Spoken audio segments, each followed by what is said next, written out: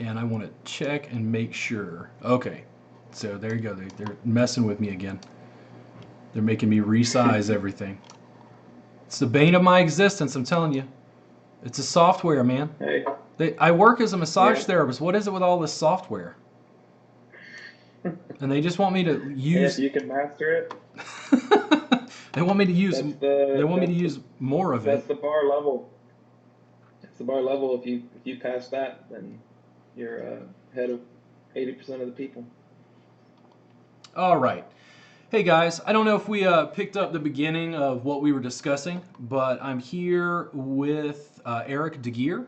We were going to talk about technology in the massage industry, and that technology is making me increasingly irritated because I can't figure out how to do everything that I want to do. We're going to talk about technology in the industry. Eric, can you give them a little bit of information about you and like your background and um, Sure. how things are? Yeah. So my name's Eric Deegear.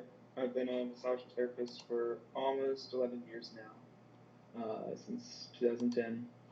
And I worked for some other businesses at the first part and started working for myself. Lately, over the past couple of years, I've been coaching other massage therapists. I run a group, which you can see below, is the Happy Successful Massage Therapist on Facebook, which you can check out for free videos. And it's a free, cool little community where we have a lot of discussions and just talk about how to be happy and successful Yeah, as a therapist. yeah. So, how did you come to contact me to want to talk about technology specifically? So I saw some of your other videos on YouTube, and I listened to some of your like with Rachel Fighter, and I listened to some of your podcasts, like the one with I like the one with UK Roach. Um, so I liked your approach and your hosting style, and wanted to be on it. So Sure. So, when you contacted me, I didn't know like who you were offhand. I may have run across the Facebook group before, um, hmm but every time I talk to people, it can be wildly disparate the sort of conversations we have. I was actually pretty excited when you told me you wanted to talk about tech and massage therapy and like how it's influencing our industry. What did you want to kick off in like discussions about that? so there's a couple hot button issues I think that I'd like to talk about.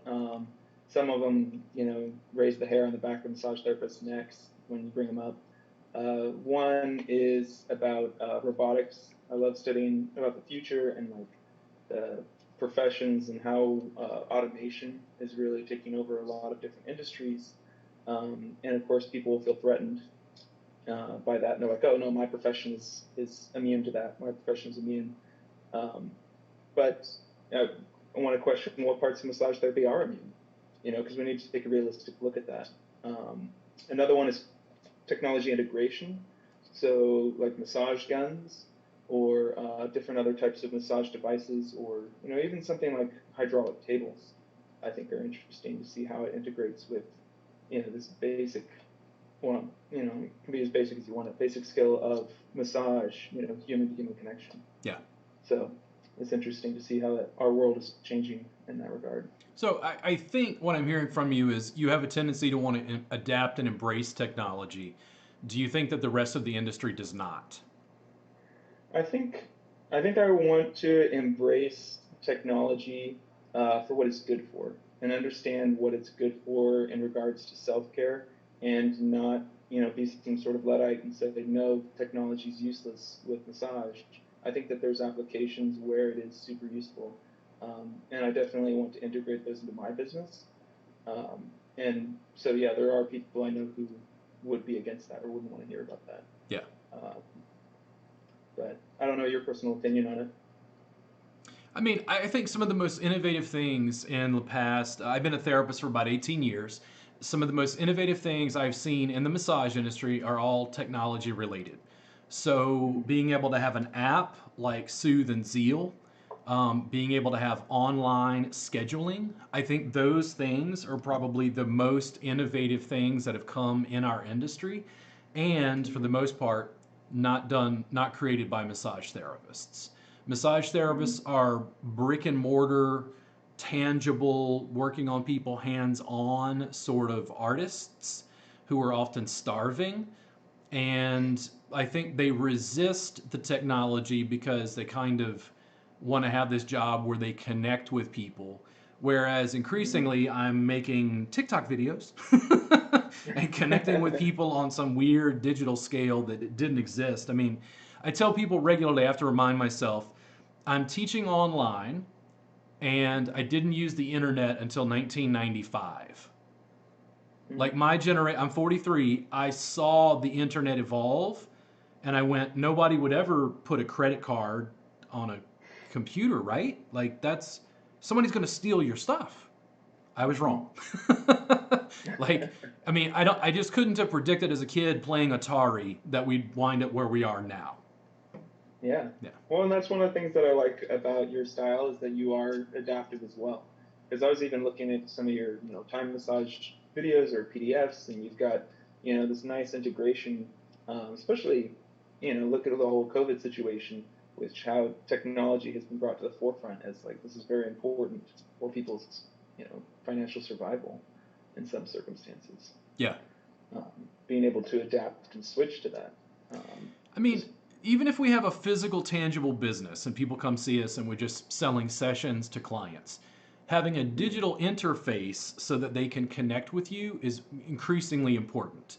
A good website, decent SEO, videos up showing you who you are. They get to see your face, they get to hear your voice, connect with you, decide if it's something they're interested in.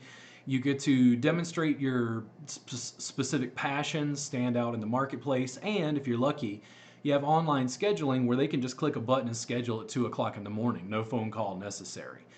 That is pivotally different than like 1985 opening up the phone book to find a massage therapist at AAA Massage to call them, making sure it's in business hours to try to book a session. Yeah, and it's much more accessible, and the niche is much more important because people are able to discover, someone who works on clients with Hashimoto's disease. One of my clients was just recently talking about a client of theirs that had that, but they love working on this client, and they'd love to work on more people who either suffer from this ailment or something similar. And it's easier for for massage therapists to discover clients of that same nature as well. So it's a two-way street. Yeah. As far as the information goes. Yeah. But I think another direction, because like the automation as far as the automatic appointments or the online appointments where you can sign up or things like that have snuck in, and no one's worried about that part of it. The part I think that gets people a little bit worried is like, and they of course don't want to admit it, is the idea of massage, like a robot basically doing a massage instead of a human. Yeah. And that, like, the intrinsic gut level response for therapists is that no, like a robot will never replace it. Yeah. And that was mine at first, but then I thought about it and I was like, is that just a personal thing for me? And I think part of it is, I think there's some level where, the people will be able to be helped by some sort of machine. Like if they could have a self-care machine at home that helps them, with stretching or with kind of like massage guns do. Massage guns, I love them. I got my mom one. I use one in my business. In fact, I even got it's like a random orbit polisher buffer. Like you can see it in some of my videos. Yeah. I use it. It's like made for automotive use, but it is actually rated like one of the top massage therapist tools of 2019. And it looks like a buffer, but if you use it on someone's back, like it's fantastic for working on the glutes and the shoulders. I don't get the sense that massage therapists are opposed to supplementation. I think there is a fear of our industry being eaten by AI and robotics. And Man, okay. So I was excited to have this conversation with you. One, I'm Yeah. hoping that the technology is doing what it's supposed to do with our video interface. It looks like it's being kind of weird, but I'm not quite sure. And I'm learning how to do this on the fly. So if it doesn't Yeah. capture the video, we're at least going to have the audio and it'll live forever. But the deal was, you mentioned the word Luddite, and I can't express to you how excited I got because most people are like, "What, a Luddite? And what is that?" And I'm like, "Oh, a Luddite is someone who fights technology."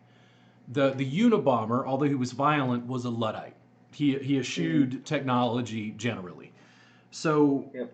I was in a place many, many moons ago. I did not think I could teach online. I was a broke massage therapist trying to build my business. And I ran across two different trains of thought. One was a gentleman named Derek Jensen, who is an anarcho-primitivist. So you take what the Unabomber did in moving away from society. Derek Jensen essentially wants us to go just shy of blowing up the dams and letting the salmon go free. Now, he's not promoting violence, by the way. I want to be very clear about that. He's not going to that level that the Unabomber did. But he basically wants humans to go back to being hunter-gatherers. Make some poignant, logical reason. But let me check and see. It did reconnect. And why has it changed the size of my screen? But we're going to resize this. 1 second. Why did it do that? Okay. Is it still going? Yeah. Is it still going? Yeah, it's still going. All right. And we may be even better than before. They might be able to see all of us. No. Cool.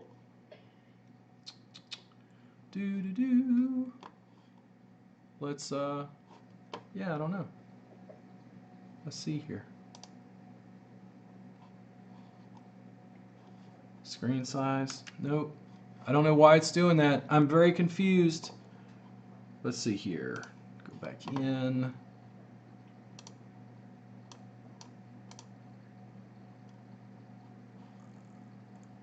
Oh, my life. This is why I understand the Unabomber. I understand. I totally understand his frustration. I'm being serious about that. I understand wanting to go live in a shack in the woods, just use a typewriter, write a manifesto. It's like, I think there are reasons that people, don't like certain things in a position where I was saying, which is Ray Kurzweil wrote a book called The Singularity is Near. I read 4 or 5 of his books along with reading some of Derek Jensen's work. So I'm a philosophy student. Remember this? I'm a big fan of debate. And I basically let Derek Jensen and Ray Kurzweil fight it out in my mind. And here's what happened. When I first saw internet technology, you're talking about a person who had access to paper encyclopedias as a kid that were outdated. All of a sudden I had access to like Yahoo search. This is way before Google, by the way. This was in 1995 at LSU's library. And I went, wow, you can just look up like anything?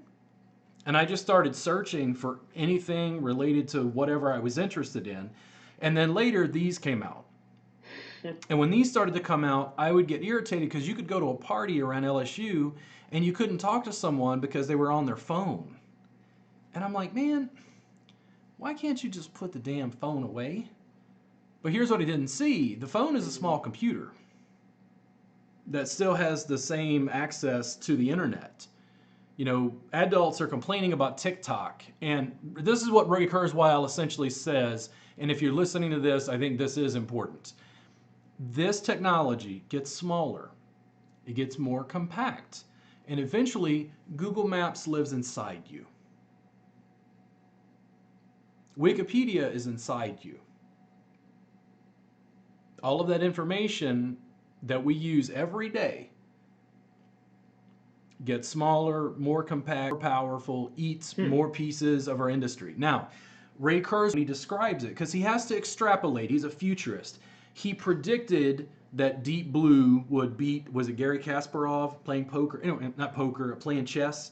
Like he predicted some major hurdles where like there's a next one where like if the computer can beat pro poker players, if the computer can figure out bluffing, Yeah. if the computer can figure out the statistics and whatever to like do it, right? So they had the computer played on Jeopardy. Did you see that, by the way?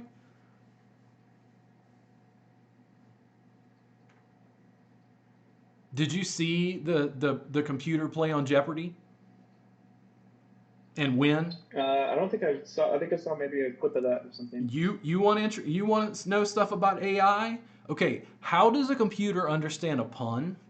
I don't know. I have no like. I literally sat there slack jawed, and the computer just decimated the competition.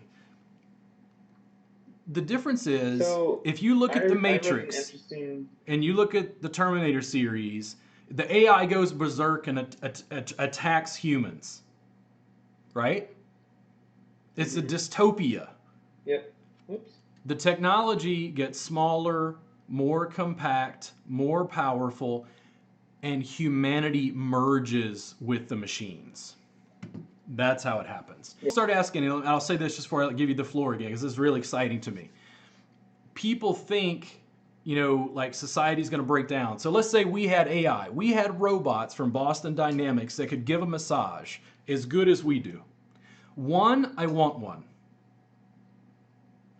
Two, if robots can do that, there is no need for humans to do physical labor ever again. Unless we want to. Make sense? Yeah. Yep. Sorry, it kind of was splotchy there. Speaking of technology. Oh, well, it's improving at a remarkable rate, even with our mess ups, even with flubs. Yeah. Like this is still way better Yeah. than what we used to be able to do. Great. Yeah. So with it was interesting that you mentioned the Deep Blue and playing poker. I heard the chess playing with Deep Blue. One of the interesting things that they found is that the computer playing chess beat the human players. But when they combined the powers of a human and a master chess program like Deep Blue, it beat even the computers. Yeah. So the combination of human and computer technology beat both humans and computers. Yeah. So that's just fascinating to me because that's what I'm seeing the integration of with massage. Yep. And I don't want to reveal all the ideas I have for that and what that would look like. So it's a business that I've we have running an now. exosuit, and our exosuit allows us to effortlessly distribute like pinky pressure at some guy's occipitals using AI that like fires into his nervous system to figure out like pressure level or something. Like it's very hard when you read Rick Kurzweil's work. The reason I mentioned the way I did about this is people are pretty comfortable with this technology at this point. Mm-hmm. Yep. It becomes more compact, it becomes smaller, and eventually it's inside you. Nobody gets mad at anybody because they've got a pacemaker. Hold on, I gotta open the door for somebody real quick. Just 1 second. Okay.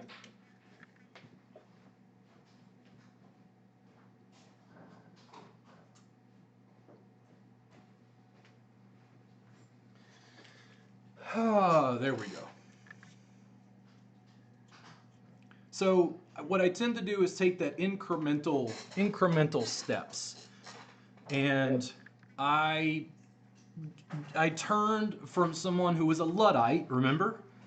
And then here's what really shifted for me. I was very, at that time, into composting and organic gardening. Mm-hmm. This was not something I had grown up in my family. I just read internet forums. I mean, I found a forum for vermicomposting with worms. Like, I might as well have a PhD in vermicomposting at this point from all the information I read, all these hobbyists, right? And then it was like my ethos was back to the land. Long-haired hippie. People are disconnected from the earth. And I'm like, Robert, you learned everything you know about organic gardening, everything you know about heirloom vegetables, and everything you know about composting from the internet. Yeah. Yeah. Yeah. Comes full circle. Yeah. The irony. That's funny. Yeah, I think that, I mean, look at even what we do, you with your classes and podcasts, me with, the group or coaching, it wouldn't be possible on the same level without some type of integration with technology. Yeah. And that doesn't mean that there isn't, of course, that original element to massage, that human-to-human connection will always be there. And Yeah. I think we talked about that before when we talked about it on the phone, is that is going to become more valuable. So take heart, fellow massage therapists, like that's going to become something that is more and more valuable, is that service Yeah. of human connection, especially, and I can't help but think of this every time I do a massage, is that neither of us are on our phones. We are connecting, they're, in this awesome massage zone usually, or we're having this really engaging conversation, but it's being present. It comes back to, that kind of Buddhist ideal of being in the now, being in the present, which a lot of times technology does take us away from. It can enhance the experience. Technology is just a tool. Yeah. But just like any tool, you can hit yourself on the hand with a hammer and hurt yourself just as much as using it to build something incredibly awesome. So I think Well, that's. I think technology is a net positive. I disagree with Derek Jensen, and I will continue reading his books, by the way, because I'm very interested in his thinking and like even questioning.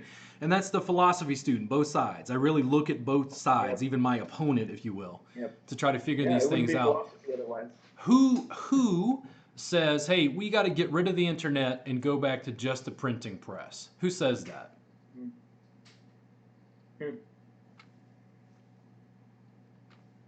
I mean, I ask people all the time. They complain about social media, massage therapists in particular. It's like, oh, it's so time consuming. I'm like, what would Malcolm X, Martin Luther King Jr., and Benjamin Franklin and Thomas Jefferson have done with Twitter? Like, you have global communication at your fingertips, and here's what they complain about. Oh, it's hard to build a business. Yep. So I find that technology facilitates the part that massage therapists like, which is the human-to-human connection. It creates the opportunities for more of that. And if somebody doesn't like posting on social media, if somebody doesn't like doing that, and they're working with me in my business, um, I want them to learn the basics, of course. But if it's definitely not something that's their forte, I'd rather have them focus on what they're good at. Yeah. And I think for a lot of them, especially in the massage therapist industry, you're right. There's people with a lot of heart, like not often a lot of head, a lot of heart, which is great. Like that's what you'd want. You'd want somebody And this empathetic. You'd want somebody working that. is heart on steroids globally. And that's what I don't understand. Like everything you want to do, it's like, okay, so you get a therapist here in Austin. They don't want to make video content because they're like, somebody will like my Facebook page from like New York and they can't be a client. And I'm like, huh? Like, people vacation, man. Having a following from people in other states or countries is not bad. Yeah. Yeah. No, it's great. I think that my philosophy is there's so many ways to make money that you should focus on what you do well and what's natural for you and what integrates well with your authentic self. And if that connects with you with someone who's international and you can help them and increase your value and increase their value because of it, then that's fantastic. Like Yeah. that's the beauty of technology. I can reach someone across the world and have this awesome conversation with someone in Australia or China, and learn what it is. Like the specifics are different for massage therapy around the world, but the overall general, retaining clients or creating a business are pretty much the same. Yeah. Showing up and being authentic. Yeah, people will ask me occasionally, students in classes, do I have business cards? And I go, huh? Like, what do you use? And they're like, oh, you mean like on social media? And I'm like, well, I use Facebook. Okay, well, I've got a Facebook page. They're like, oh, I use Instagram. Okay, well, follow me on Instagram. Like, you could just write me a message. Like, how did you, and this is technology, right? Like, yeah. Okay, the beginning of the podcast, the screens might be moving around. It might have been your big head instead of me on there. Like, it doesn't matter. Like, 80% is still plenty good enough. Let's bring Ben Franklin back alive and show Ben what we're doing, and Ben would go, oh my God. Oh, this is way better than the printing. Dude, we used to have to take the individual characters and stamp it. He's going to be like, I knew it. Even when it's not working perfectly, it's part of the story. Like, I've purposely on my YouTube channel, if people are watching this on YouTube, you could go back and watch my first YouTube video. You could see how awkward it was. It was something, it wasn't nearly as powerful as this phone. It was a flip cam. And that was over 10 years ago. And it's like, it's picked up and we add graphics and we keep adding and making it better and make the video, the audio better, and, you know, on and on and on.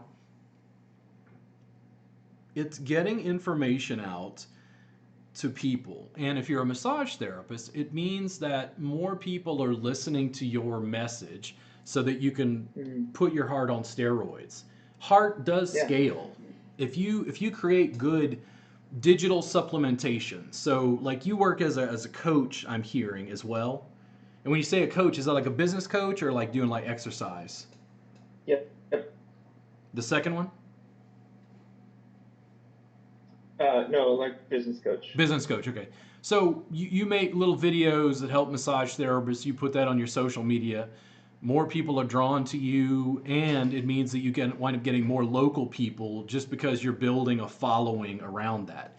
I get a lot of hate mail, and it's like people in the Austin massage community hate you, and I'm like, huh? Like, dude, I give away half of everything I do for free. I've got a subscription service for $7 a month that shows every class I've taught for 3 years. It's like, the people who hate me, one, have never sat down to dinner with me. And two, they just don't like the fact that we keep releasing video at a furious pace. It's like, if you're a massage therapist who's struggling during COVID and you're horribly frustrated sitting on your couch, how do you feel about seeing my videos keep rolling through your feed? You're like, I don't like that guy. He's abrasive or whatever. But it's like, it's all image. It's just video. Now is that? Yeah. Now I'm curious, like what the hate mail is about, because I guess I'm surprised. Like what would they have to complain about besides getting a lot of videos? Like why not just swipe left? So one, I was a philosophy student, thinking deep thoughts about unemployment before I get hit by a drunk driver. I took all that free thinking and applied it to massage and said, hey, why don't we make the service better? Why don't we make it more sustainable for the therapist, easier on their body, more effective for chronic pain and mobility in the clients, and, wow, we can film and photo document everything. I said, mat base, clothes on. Women are safer doing what I teach. And basically what it is like Elon Musk, I think, is doing good things in relation to technology. All they see is the Tesla. It's like, it's just this expensive electric car. And I'm like, the Model T4, they don't recognize the service as being what they did in school. Does it make sense? Mm-hmm. And I think that's where a lot of the pushback comes from, fundamentally. People don't like change, that's all. And I'm very outspoken. Yeah, and you're an easy target. Like the line of critics, I saw this picture today, it was awesome. It's like the doers, there's like 5 of them behind this sign, the doers. The talkers, there's a little bit longer line. The critics, the line just goes on. It's so easy to sit back and be like, look at these 2 jackasses talking on here. Like, I disagree with both of them. They're, thumbs down. The video sucked. It moved the screen. It's not, and I'm like, dude, we're making it better. Like, it's fine. Like, we could capture if we finish this. Evolution. If we get this and we've got like 5 minutes of a video clip, I'm like, we won. Yeah. There you go. So it's just offering a different model. Just had a good chat. Yeah, It's just chat between friends. It's just offering a different model, and I think that there is a pushback because, well, we didn't learn this way in school, and I'm like, school? Like, man, you're talking to a guy who was in college in 1995. Like, whew. Like, So I don't know if you listened to that podcast that I did, but my opinion on massage school is not very high. uh-oh, Um, uh-oh. just, I just find, and you see the same thing with colleges. I have, a very strong opinion on universities. I just don't Yeah. think that they actually prepare you for what's out there. They don't prepare you for the real world. They don't prepare you for they don't give you the hard truth. Um, they don't give you the materials or ingredients to succeed as well. It's like you have to hit the ground running. And with massage school, first of all, they didn't teach a lot of great techniques in my school. But second of all, and this is for the vast majority of massage schools, as I understand, like they don't teach business that well. Um, it's So, just the hard truth of it. They're not up to date with what you need to be doing as massage therapists. Maybe they'll have you write a little business plan or something like that. But yeah. honestly, Well, okay, and here's the big change. So I'm 43. How old are you, Eric? I'm 30. 30. So I go into a massage school. The school owner is 60 years old, give or take. He's still teaching the business from the yellow pages. And I come in and I'm like, dude, TikTok, like, are you out of your mind? Oh my God, you got to be on TikTok. What are you doing? You're crippling these kids. But the thing is, the technology, and this is the thing, we're in the middle of this arc. This is the technology. This was Ben Franklin. Thank you, Ben, for figuring out currents in the Atlantic Ocean. We're like right here. It's changing so fast that I can't keep up with it. Exponential. And I'm a fan. It's like it's not only automation, it's like it's eating industries. Like the fact that the newspaper is basically Twitter and you can write anybody on earth who's on Twitter is like so, I mean, we just accept it, but we don't really sit back and like think about it and ponder it and the way that it's changing society as a whole. Yeah. Yeah. And by the way, I wanted to thank whoever is listening to this right now. Like, we've been talking for quite a while, and if you're still listening, you have so many other options of things to listen to. Like, I'm not trying to, cause you to turn us off, but there's so much out there. It's like a fire hydrant. It's a fire hydrant of information if you open it up. And that's why today and nowadays it is so valuable to be a curator of information, of people. Like, think about your show. You're curating people, you're filtering out a lot, and you're picking out specific people as voices to be heard on your channel.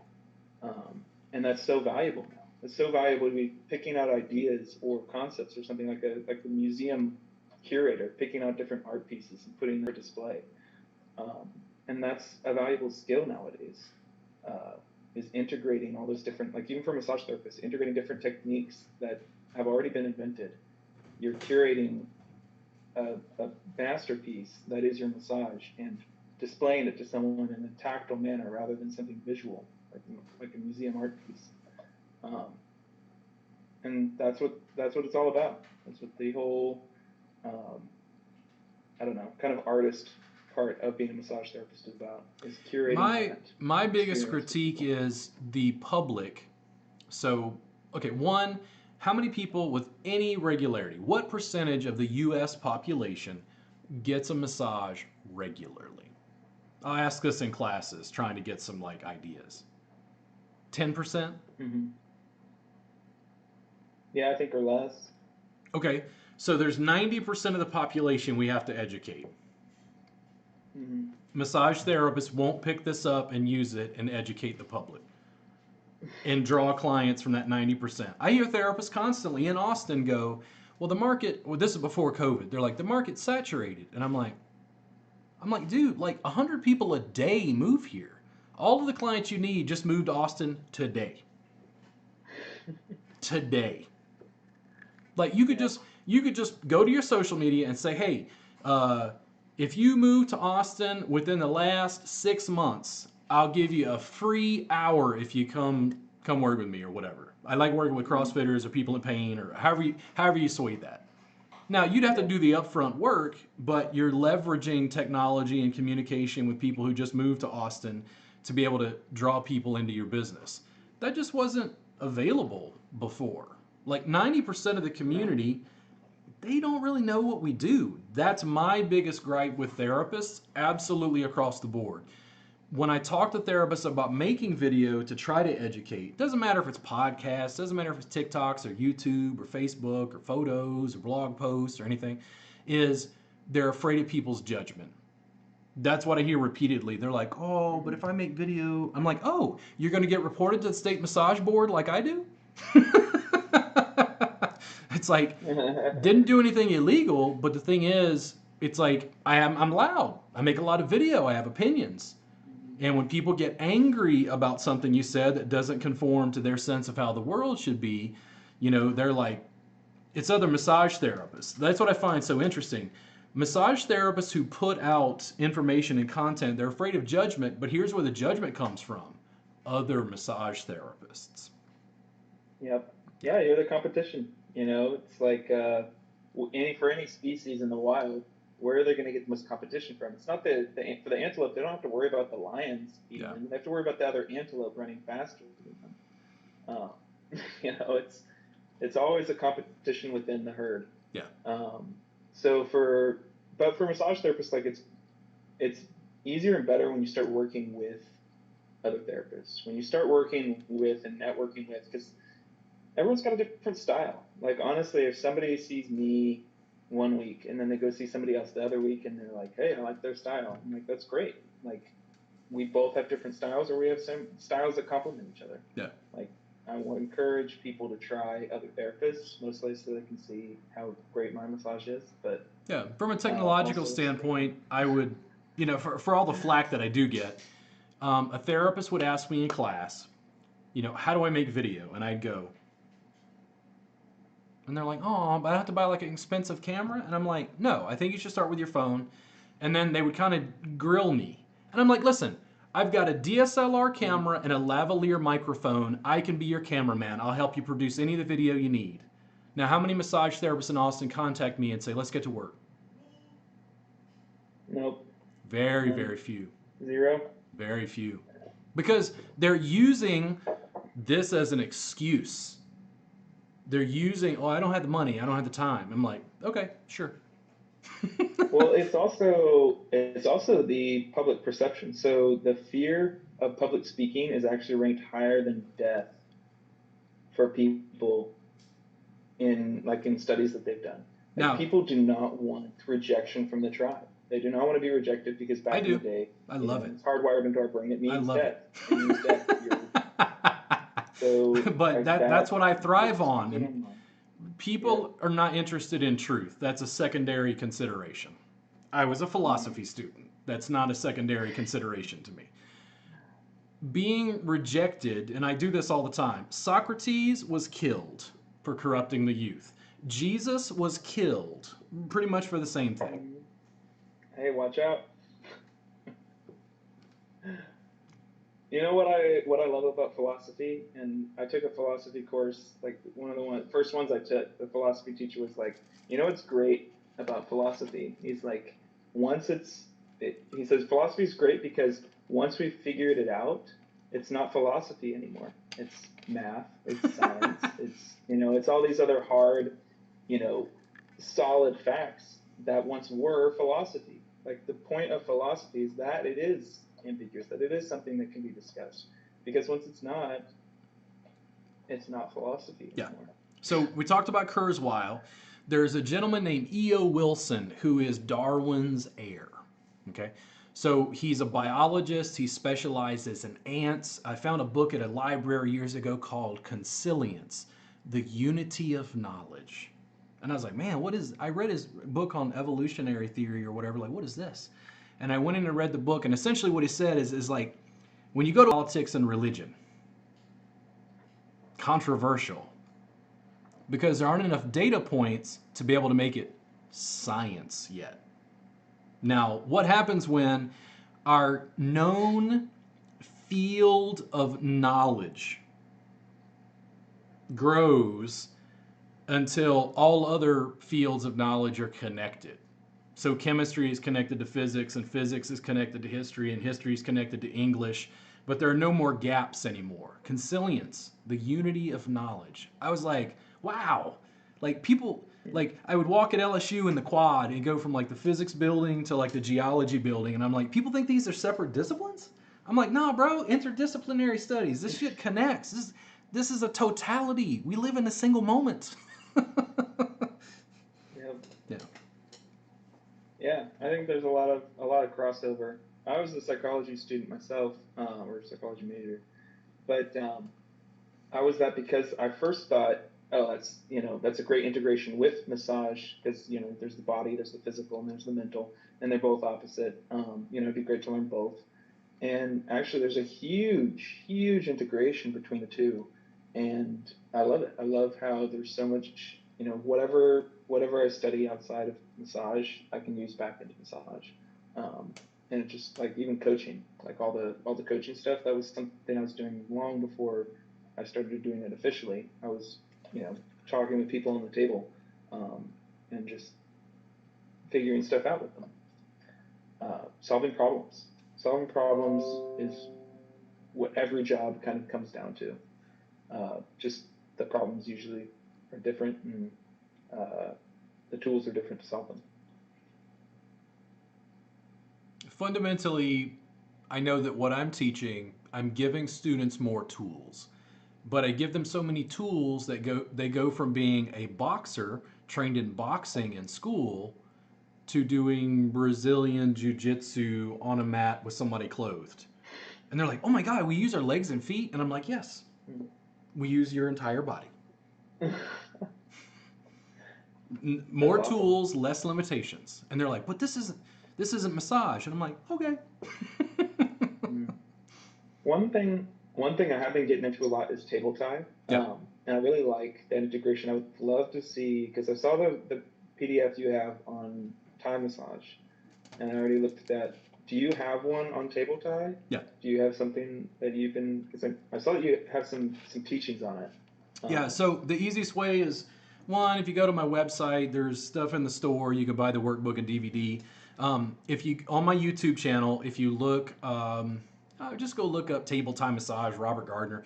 There's a free 2 hour live stream we did last night. 4 camera angles, oh filtered wow. audio, and I put the anatomy up on the screen live. So I was talking about levator scapula, trapezius, and showing that. And I'm gonna go through repeated iterations. Like I had somebody write me because I'm very dedicated mat based, by the way, as a practitioner. But I keep teaching the table, and people are like, "Oh, thank you for teaching the table. I know you're not, And I'm like, I mean, it's kind of like making cars, but then fighting the bicycle.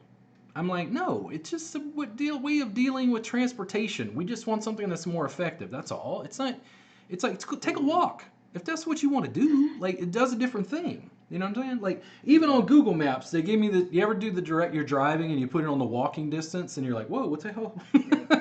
It's like that. Like there's a lot of different tools. We just want to give people more tools so they can get where they're going. A lot of people feel like I resist the table, and it's like, no, I resist your cultural hegemony that will allow nothing else.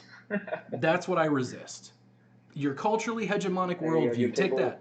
your table privilege. Well, the thing is, in Austin, and I focus on my city, you cannot get a job doing what I teach at any facility that does massage in our city. Period. End of story. You cannot. If you want to Hmm. do what I teach, you must work for yourself. And that makes me a little bit of an outcast, a bit of a pariah. And I'm like, yes, yes, yes, let's talk about Jesus, let's talk about Socrates, let's talk about some of these fundamental models I dealt with. But that doesn't mean it's not right. It doesn't mean it's not truthful. It doesn't mean, I've been working 18 years. My hands are fine. Like, my clients love what I do. And a handful of students love what I do. But the more you rise, big signals online. Even if the video isn't perfect, even if the audio isn't perfect, even if this podcast was destroyed, I just didn't do it right, didn't connect Zoom, whatever. We keep doing it repeatedly, and it's like more eyeballs means more people don't like something. Like I can't find Yeah. anybody in human history who's done anything of any real effect who didn't have people who did not like them. Like in fact, if Yep. everybody likes you, I'm kind of like, I don't know about that guy. Yeah, Yeah. I agree. There's gotta, you're not. what is it? You're not being passionate enough if you don't have haters. If you don't have people who oppose what you do and who love what you do, you're not putting yourself out there enough because they're gonna come. They're gonna come. There's gonna be people. Yeah, I just man. I talk. Yeah, and so it's all massage therapists too. There are people who are not going to like your massage. Yeah, and it's fine. Not everyone has good taste. People who I have not met having opinions about me, and I'm like, who are you? Like, dude, you never even sat down and had a beer with me. You're making all these assumptions because you saw a video and I said something you didn't like. It's like, Yep. Yep, I agree. Cool. So, technology, what do you see? Let's give it a timeline. So it's 2021, which completely blows my mind, by the way. 2021, what does 2031 look like? 10 years. 10 years. I remember thinking when I was younger, 2008 was such a futuristic number. Just first of all. I was like, that seems like something from a movie. In the year 2008. But 2031, honestly, I think there's going to be we're going to see a lot more automation as far as kind of places to go. Places to go where there's like a few like concierges or something like that. Like if you're talking about spas, there's probably going to be some sort of robo spa. You go in, it's going to be like the cheap spa. It's going to be the cheap spa. You pay, you have a $20 membership. You can go in there and get the massage gun rubbed down, just with a machine. You just lay on the table, it just like zips over you. There's going to be like all the different spa accoutrements. But for massage therapists, they're going to become, I feel like, more specialized. I feel like the bar is going to be a little bit higher, and you're going to have to be a bit more knowledgeable or a bit more niche in what you want to do to work on people. Or you go to their house. It's going to be a lot more mobile massage. We're seeing a lot more home delivery, home therapists and everything. I think that 2031 is going to see, maybe and who knows? Maybe the therapist will be able to, they'll have something in their brain. They'll be scheduling their next appointments or posting online what they're seeing through their eye as they're massaging someone. Who knows what kind of technology will have then, like contact lenses that will be filming everything. It's going to be crazy. I think that the best thing that people can do is remain adaptable. Yeah. Like if you stay hard and fast in what you're doing, you're going to be left behind. Well, one of the things I've seen with businesses, and I'll use Walmart as an example. Walmart had a huge infrastructure of real estate, physical buildings, shipping, trucking, to like move stuff around America. Did they see Amazon coming? No. And the thing is, you rest on your laurels and business gets eaten. Things change. The technology develops. Automation is not going away. Automation will continue. What I call them are niche bodywork services, artisanal bodywork services, specialized, localized. I went, okay, our industry is table-based, people get an hour. I'm like, I'm going to work on chronic pain, mobility, clothes on, mat base for 3 hours. Let's do that. I'll see 2 clients a day. Massage therapist said, you can't, that's impossible. And I'm like, I think you're wrong, and my bank account says so. Like, it works.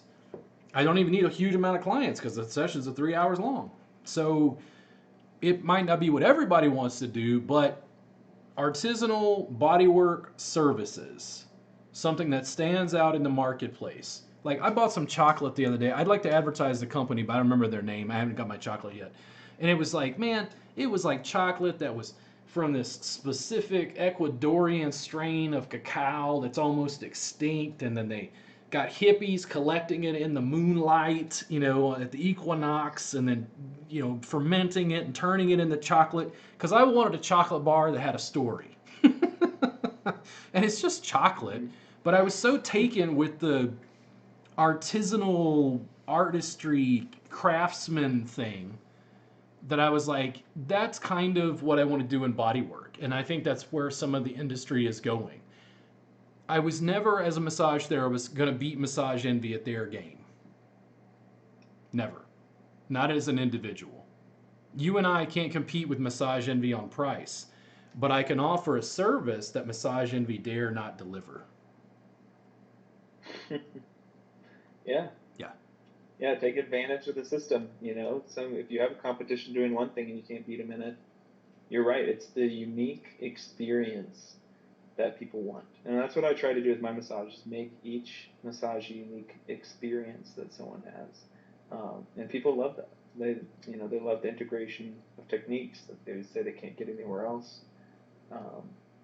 and you're right. That's exactly where the future's going. It's like you can have the chocolate bar. You can buy it at Walmart anytime. But having that unique chocolate bar that you can give your guests or give your friend and say, like, this is an experience because of the story behind it.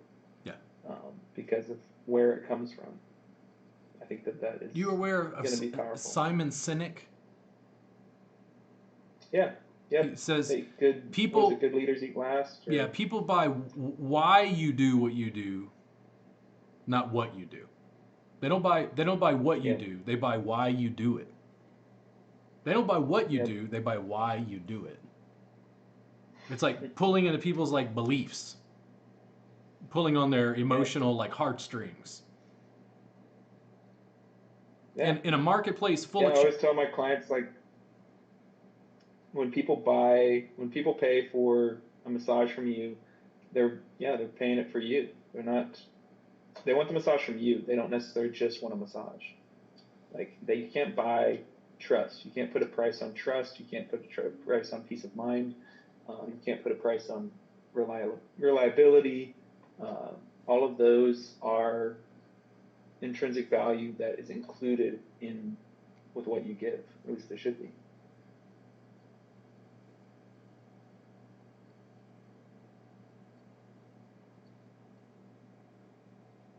Artisanal bodywork services, more connection with the therapists. There's all this stuff that can be added on around the service. Like, I've noticed a lot of therapists are getting into cupping. They kind of want some additional stuff to kind of add some frills to their sessions. I think creating online courses for clients as like follow-up stuff is a great way, either showing them self-massage or if it's legal in your state, like exercise they can do to supplement what you're doing in session. Adding those layers of professionalism. I mean, online courses didn't exist 20 years ago. They're new. Yep. They're new. They've not even been standardized. In addition to those artisanal, bodywork services, I think the ongoing onslaught of social media production to be able to draw people into your story, to be able to connect with clients, to be able to follow up with clients. I told some therapists, I talk about social media marketing in class a lot, and I said, listen, does the client follow you on Instagram? I'm like, why don't you send them an Instagram message in video after the session and say, Josh, listen, it was great working with you. I hope your shoulder feels better. I just wanted to check in with you real quick and find out how you're doing. When you're ready to schedule, I'm going to leave a link in here in your Instagram or whatever, because we didn't rebook immediately or whatever it is. And the idea of like checking in with your client via video, people were like, oh my God, I never thought about that. And it's like, guys, this is new. There's ways of using this I haven't even considered because it hasn't like dawned on me yet. Yep. Yeah, there's quite a bit of creativity, I think, left in the old think bank as far as like stuff how we haven't integrated technology, and it's happening in other industries. People just haven't brought it into massage as much. Yeah. But I do have to go soon. What? Yeah. Well, we've got like 5 minutes. So, Again, I think what we'll have you do before we end, can you tell them a little bit more about where they can contact you? I think the links are down below. Yeah. Okay. Yeah. So if you want to contact me, there's the links below. You can check out my website, degear.biz. You can look me up online or on Facebook and add me and send me a message if you're interested in business coaching or massage therapist or other body work. And my last name is Deegear. It's Deegear. And or you can join our group, like the Happy Successful Massage Therapist. We're always happy to have new people. It's an awesome little community with I don't know, just a lot of people having a good time and talking about different techniques or different kind of mindsets that are successful and will make you happy as a therapist. I'm also going to be releasing a book soon. I didn't mention that before. I'm still writing it, still working on it, but it's going to be called The Five Mountains. It's going to be kind of my philosophy foundation for coaching. So it's kind of fun. Nice. I might send you a copy. Nice. But, where's it going to be available? Is it going to be up on like Amazon or? Yep. So I'm probably going to release it as a Kindle, kind of a paperback or hardback book, and I'm also thinking about doing an audiobook. I love audiobooks. Yeah. So that would be fantastic to do that. Cool. So yeah, listen, if you have specific ideas for like future podcasts, something you want to cover, just contact me and like let me know. I'm still working on the software and whatever else, Again, 80% is plenty good enough. I just keep going. But I'll be happy to talk about technology or anything, especially when your book comes out. If you want to promote it again, just let me know. It's been really great talking with you, Eric. And if there's anything I can do for you in the future, just let me know. I'm going to go ahead and close down. You guys, again, can find me online wherever you are. I'm happy to chat with you. You can download a free time massage workbook on my website. You can also check out here on YouTube some of that free CE credit we were giving out. But thank you guys for tuning in to the podcast. All right. Thanks.